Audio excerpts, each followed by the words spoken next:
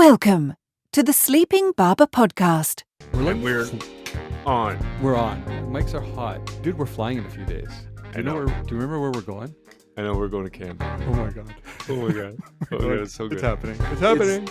It's crazy. It's like, we were just saying it, it's almost like a kid at Christmas where you're like, oh my God, Christmas is coming.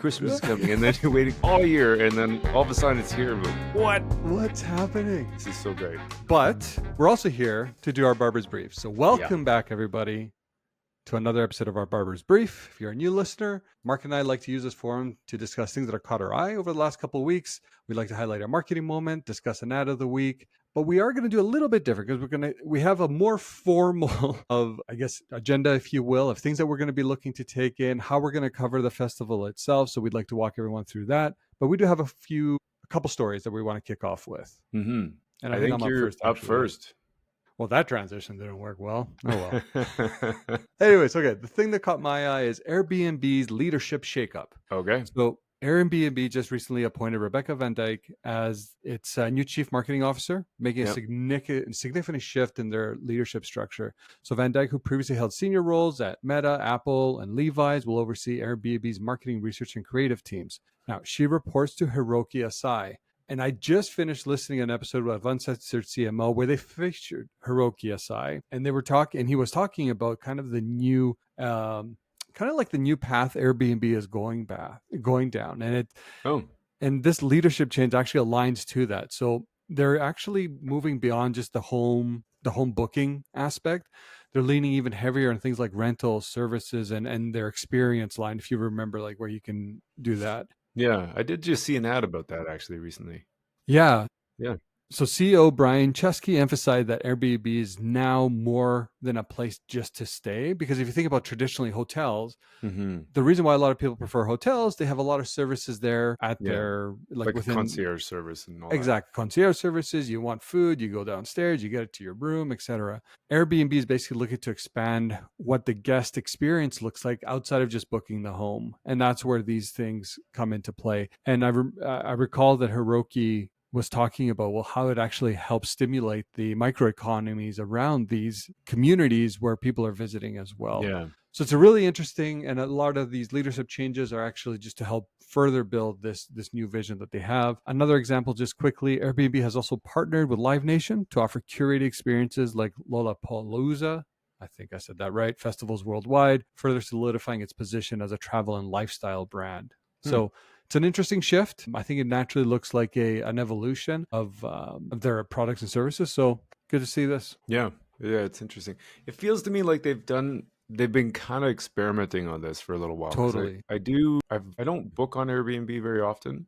I use VRBO a lot more, or Verbo a lot more, but I have seen all the extra services and things that they have offered, and it's become more prominent for sure over the last few years. Yeah, great point. Good idea. What'd you see? So this popped up. It's funny, the news stories and how fast news changes sometimes. So just last week, I found this news story about Tesla and about how registrations, sales, in other words, are down by 90% in Quebec in the first quarter of 2025. Yeah. But it's funny because I was like, it almost is irrelevant. It's not a non-story anymore because nobody's talking about Elon because of all the other things going on in LA, which is crazy. Each other. But anyway, it's interesting because I've been thinking also a lot about motivated reasoning lately, where you take information and you selectively find it. Actually, Dan Arelli was one of the guys that we had on talking about a little bit. And you selectively interpret the information to confirm your beliefs rather than following what the evidence is telling you. So it was, to me, one of those things where I was like, oh, of course, sales are down because of this EV or the Tesla, Tesla takedown, which is a global protest. And it made me start thinking about, like, is all press good press and all that kind of stuff. Anyway, you get into the article. So Quebec is Canada's largest EV market. In 2021, in Q1 2025, they delivered 524 cars in the province. Quarter before, they delivered 5,097. So a 90% drop. So in my head, initially went to, of course, it's all this bad press from Elon and Doge and all these people protesting and all that kind of stuff. So on one hand, it could be because of that. Yeah. The Tesla takedown. On the other hand, you read in the article and it's, EV rebates are going away. It used to be able to stack up about $12,000 worth of rebates in Quebec, which is Canada's largest EV market, and get a pretty significant subsidy in order to pay for your EV. So I'm like, well, is it the press or is it the rebates? Maybe a little bit of both. But it was just one of those things where I was like, right, you could totally interpret this however you wanted to. Totally. You find the information that suits your beliefs and then you just run with it. All that to say, Tesla is not in a good spot, I would say, right now. That would be an interesting position to be in. Sales in Europe are dropping 49% year over year, according to the article. So no wonder Elon went back. I think you realize very quickly that, wait a second, this whole political thing is actually having a greater impact to my day-to-day operations, which unfortunately is not stacking up very well. So we think about, the timeliness and now his, I guess he's kind of attacking President Trump like outright in some instances. Yeah. So maybe he's looking to, get more of that favorability again and kind of side with the people that are already, in LA, they're having a series of protests and things to that effect. So, I mean, who knows what's actually happening behind closed doors, and this could all be. Yeah. There's so many interesting layers in the test. Like, it's going to be a case study, or already is, I'm sure. But I mean, going from we don't advertise to launching a Tesla into space. Oh, man. To buying Twitter, to then having, great success. And then now a rough patch, at the very least. There's a whole bunch of things there. I also think about demand and how important it is to think about your category demand, not just the marketing is doing everything kind of approach. And the whole first mover, there is some benefit in that, but you have to make sure that you're able to maintain that momentum. And if you think about some of the traditional car makers, they've been a lot more distant on all things political. Yeah.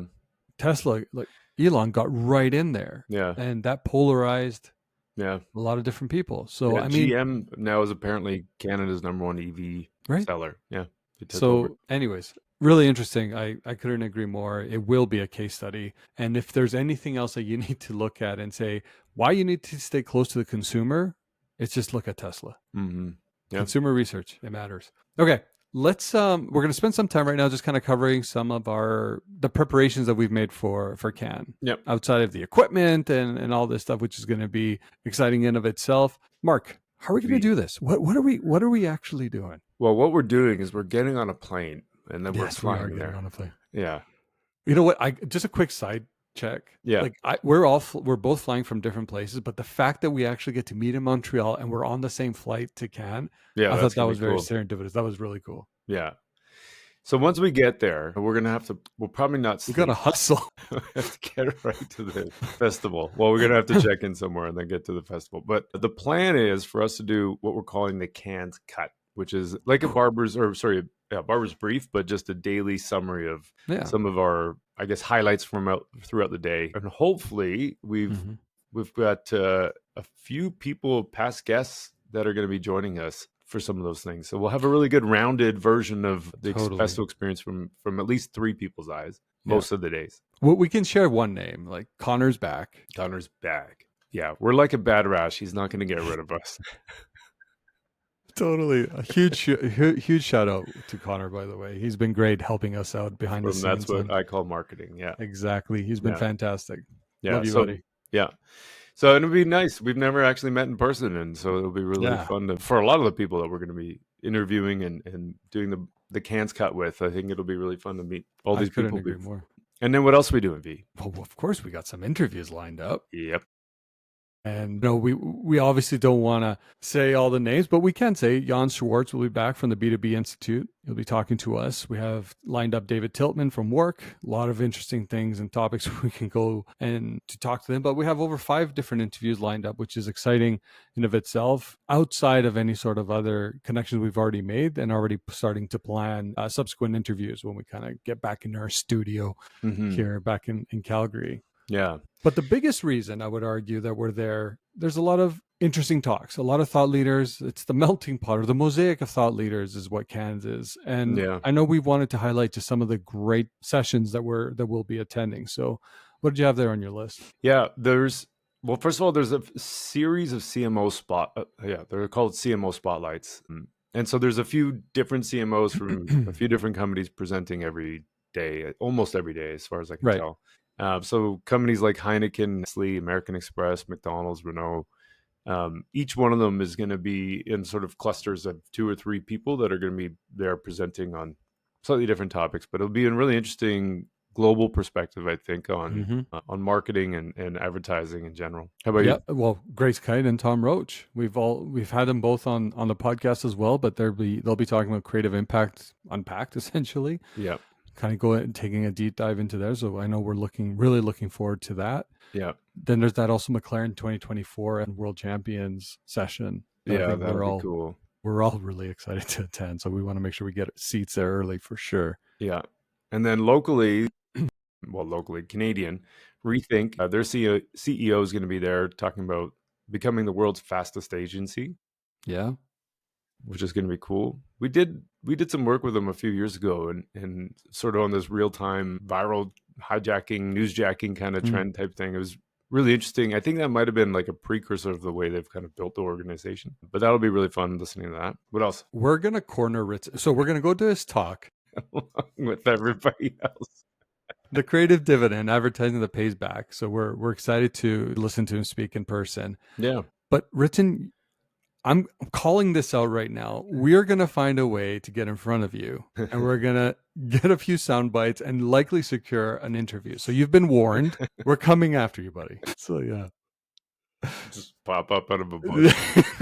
So there's that. Yeah. And then outside of that, there's like so many talks. It's CMO series. Really crazy trying to like coordinate a calendar around all this. And then separate events. Like we got quite a few invites to different events. Night. Yeah, it's great. It's going to be a lot of fun. Yeah. No, of course. And I think at the end of the day, connecting with other practitioners, like there's nothing more you'd ever want.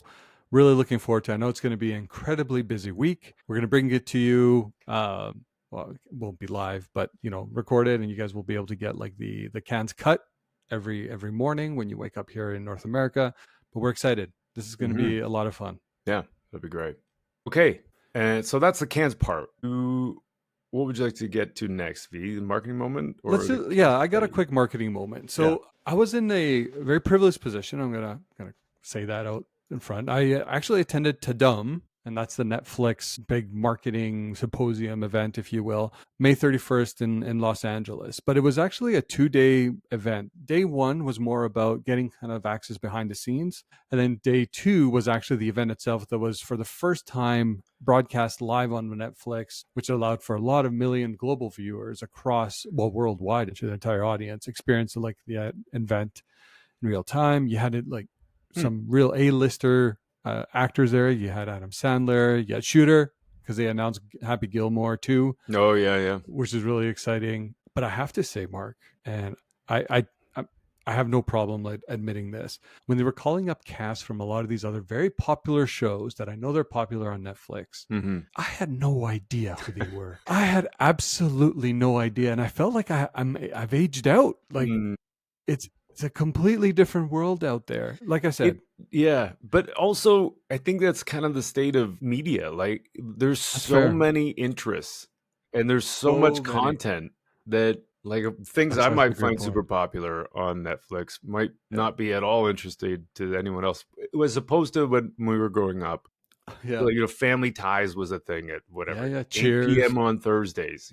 Everybody watched the one thing. Yeah. Whereas now there's so much to watch and you watch it whenever you want. It's hard. Totally. I think that's part of it too, is it's not just UV. That's what I'm saying. We've all aged out. The medium is the message. I love that. Makes me feel a little better. Yeah. But obviously they announced like some major content reveals. So I talked about Happy Gilmore 2, the Frankenstein, Wake Up Dead Man, A Knives Out Mystery, The Rip, and some final seasons of, I think, Stranger Things. There was another one I don't remember off the top of my head. But anyways, it was really, really, and Squid Game. Sorry, that was the other one, which was awesome, right? But what I was more interested in was getting a little bit more access to the evolution of their ad tech and what they're doing on that side. So not only were we able to talk to people behind the scenes on what they're doing, but they announced things like enhancing their ad suite with new formats. So allows like better targeting, more interest. I think they've isolated 37 different interests. They now will be targetable in the platform. They've made their inventory accessible from programmatic means with 2 key partners, DV360 and the Trade Desk. And that's also available here in Canada, by the way. But you can also purchase direct through them. They're expanding their ad-supported tier globally and focusing on engaging Gen Z and millennial viewers specifically. And on their research that they found, like these audiences cited that they valued personalized global content, immersive experience, and participation in fandoms. So I thought the fandoms part's an interesting thing because I think when you think about it from a media buying exercise, you probably try to purchase fandom, say in the YouTubes where people are talking about it and targeting Reddit, but they're also trying to find ways where you're accessing more content on some of your favorite shows as well. Amy Reinhart, the president of ads at Netflix, she threw out some really large numbers, to be honest with you. I didn't know how big their global audience was, but she cited 94 million global users, which is insane. 41 hours of consumption per month in the US. That's 40 hours in Canada. So we're right there with the Americans. And they, per user, now could be one user, multiple people watching. So this is where the caveat is, but they're averaging 10 to 13 genres per viewer, which is crazy because I don't think I do that. But I bet you because my wife will be on the same account, that probably. But what it does showcase that there's multiple interests that could appeal to a consumer subset, which is, again, from a targeting perspective, becomes important. And they also wanted to highlight just some things where I guess they're kind of poking some of their competitors, where brand relevance increases 2.5 times higher than it does on YouTube and Amazon Prime. There's a 1.9 times brand favorability when you're using or purchasing media on Netflix, and then you have an increase in purchase intent by 6 times, again, when choosing Netflix versus some of the other competitors. All in all, for me, what I'm really trying to highlight here, like the platform's evolving, is becoming a lot more advertiser friendly. If you remember, do you remember Freddie would say is like it only takes a moment for advertisers to get into platforms to ruin the platforms ads, but their fastest growing tier is their ad tier. So it's just really interesting to see and kind of maintain a pulse on that. But I'm looking forward to digging more into that. Yeah. I'm just trying to, for comparison, and I know this is global, so this is not fair, but Fox, I just looked up Fox News, averaged 1.9 million total viewers. That eclipses it. I don't know, but I don't know. Oh, during primetime hours. Okay. So that's just during primetime hours. So yeah, the scale is really big of that. And then so many interesting things about them too. I mean, they've got a logged in user experience. So they kind of have the idea of who people are, and then you can create separate profiles. So you might have account sharing and all that. I know they've been cracking down on that, but then there's contextual targeting, which is super interesting. And then they're bringing in more and more live programming and sport. Like, it's fascinating what they're doing with the platform. Yeah, well, live events like WWE. You saw that they also signed up Sesame Street as well. Yeah. So like making their kids programming even better. Yeah. And the reality is the live sport element, or live events, I guess the best way to call it, is it's almost, they're going to create like sponsorship packages and things like that around that. So even if you're a premium customer, you would still be subject to some level of ads, even in those forums as well. Totally. I noticed Prime is doing that too, where I have a Prime account, but now I'm also watching ads. Totally. Yeah. It's funny. It's more like these channels are becoming more and more like traditional media channels. You said it. It's so bizarre. We've come full circle. Yeah. 100%. Yeah. We have come full circle. Anyway. So that's what I had. That's really cool. That's awesome. You, my friend, have an ad of the week. Yeah. So there's this great campaign that has been put together by Heineken called Pub Succession, by an agency called The Pub from Milan, and then Publicis Dublin. Okay. So this is one of the 18 finalists for the Dan Whedon Titanium line. So in Cannes, there's this category called Dan Whedon Titanium line, which is recognizing game-changing creativity that progresses the industry. This video, or this spot, qualified for that out of something like almost 200 entrants.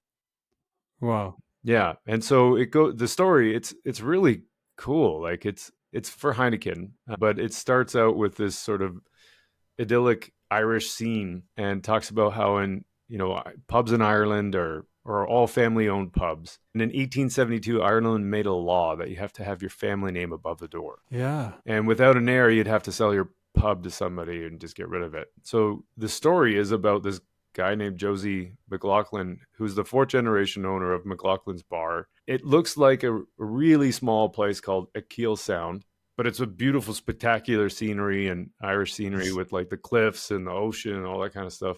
Anyway, he's the last in the family line of people who want to own the bar. So Heineken turned his bar into the global recruiting campaign to find a new McLaughlin somewhere in the world who would take over that bar. So they went to 128 countries. There's a website that matches the prospective buyers with namesake sellers. And so it's almost like a matchmaking service for pub owners and potential pub buyers. This is incredible. It's great. It's a really cool idea. It's such a cool idea. And to me, it's one of those things where I'm like, yeah, it's not even, I mean, it's creative in a lot of ways, but it's not it's a tiny little place. It's not it's not New York City, but they're taking this campaign and bringing it to the world. So this one small town in Ireland is now becoming like a global place, recognized through this global campaign. It's really interesting about I'm just looking at the map. It's a tiny little dot on the west side of Ireland. Man, like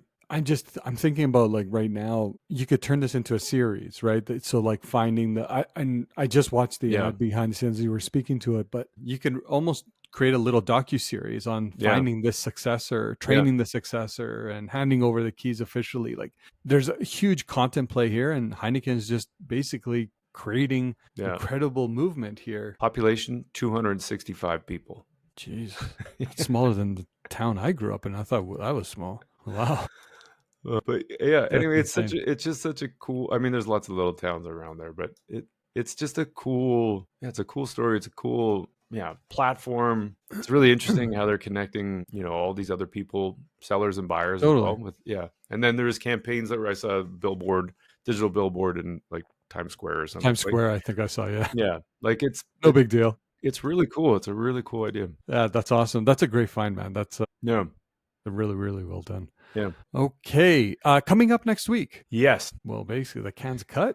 We've already talked about it, right? We'll be there. Like I said, you'll have essentially daily episodes that will be airing during that time. Really excited. Then we'll do it when we get back, like a wrap report on like our time, like all encompassing. But then on deck, we also have Dale Harrison as a part of our measurement series, a conversation on basically measuring across the funnel, zombie metrics, and a lot more. It's always great talking to Dale. Totally. Yeah. And he's been putting out a lot of stuff still. Well, he does all the time, but it's so good lately. He's really good. Yeah. All right, V. And with that, I think we are about to wrap it up. That's it. Next time I see you, I'll be on an airplane. It will be on an airplane. That's exciting. Yeah. It's happening. Oh my goodness. I'm going to go get my hair cut so I look the part. Yeah. I just got a little trim. You did. You look fantastic. Yeah. Got my glasses back. My new. Yeah. Oh, there you go. Yeah. Looking sharp, V. Dude, look sharp. Feel sharp. Feel sharp. Talk sharp. Half the battle, isn't it? It's half the battle. Yeah. Okay, buddy. All right, my friend. We'll talk to you soon. Have a great rest of your day. And thanks for keeping us in your ears. Bye.